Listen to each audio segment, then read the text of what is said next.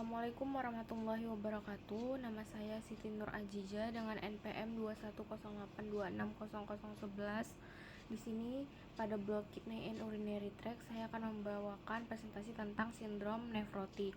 Sindrom nefrotik ini merupakan suatu kumpulan gejala yang ditandai dengan adanya kebocoran protein dalam urin atau disebut dengan proteinuria dan penurunan kadar albumin dalam darah atau disebut dengan hipoalbuminemia dan bengkak atau edem di seluruh tubuh.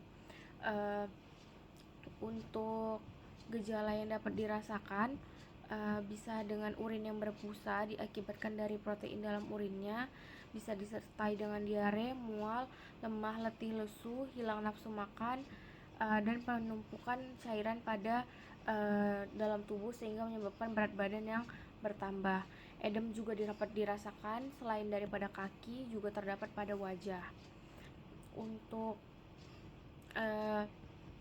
patofisiologinya sendiri, hal ini terjadi akibat dari kerusakan pada glomerulusnya, di mana bagian ginjal yang berfungsi sebagai penyaring darah tidak dapat menyaring dengan baik dan menghasilkan urin yang mengandung protein tersebut.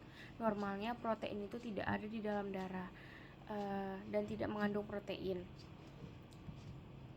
Kemudian untuk jenis-jenisnya sendiri, sindrom nefrotik ini terbagi dari dua jenis. Yang pertama ada sindrom nefrotik yang primer dan yang sekunder. Yang primer ini dia itu dimana mengalami perubahan diakibatkan dari jaringan parut pada glomerulusnya ini tidak berfungsi secara normal, sehingga dia menyebabkan bocornya dari saringan tersebut dikarenakan ada akibat dari pembentukan jaringan parut. Untuk kepastiannya ini belum ada secara pasti bagaimana. Yang kedua ada sindrom nefrotik yang sekunder, dimana kalau dia sekunder ini diakibatkan dari adanya penyakit lain sebelumnya. Biasanya ada karena diabetes, lupus, penyakit infeksi seperti kusta, HIV, malaria, hepatitis B, hepatitis C, atau bisa juga dengan rheumatoid arthritis. Untuk penegakan diagnosisnya ini bisa dilakukan dengan pengetesan tes urin untuk melihat apakah terdapat proteinuria atau hematuria.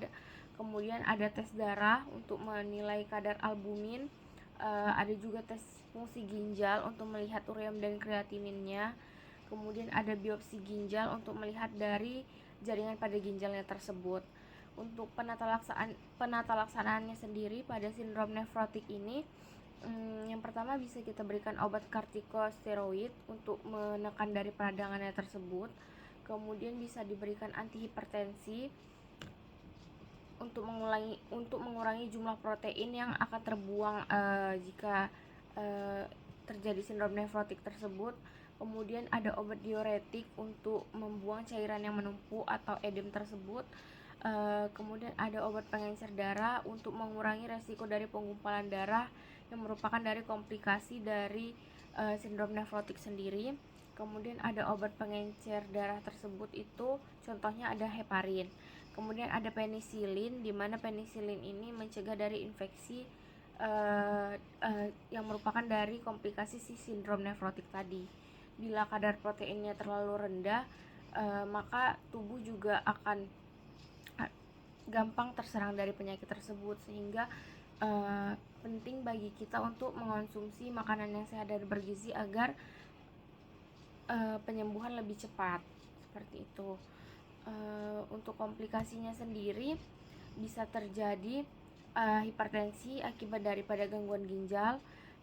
Selain dari hipoalbumin tadi, peningkatan kadar kolesterol dan trigliserida dalam darah juga akan meningkat, akan terbentuk gumpalan-gumpalan darah. Kemudian akan yang paling komplikasinya itu bisa ke penyebabnya menjadi akut kidney injury atau gagal ginjal akut, bahkan bisa mencapai gagal ginjal kronis. Mungkin itu saja yang dapat saya sampaikan. Assalamualaikum warahmatullahi wabarakatuh.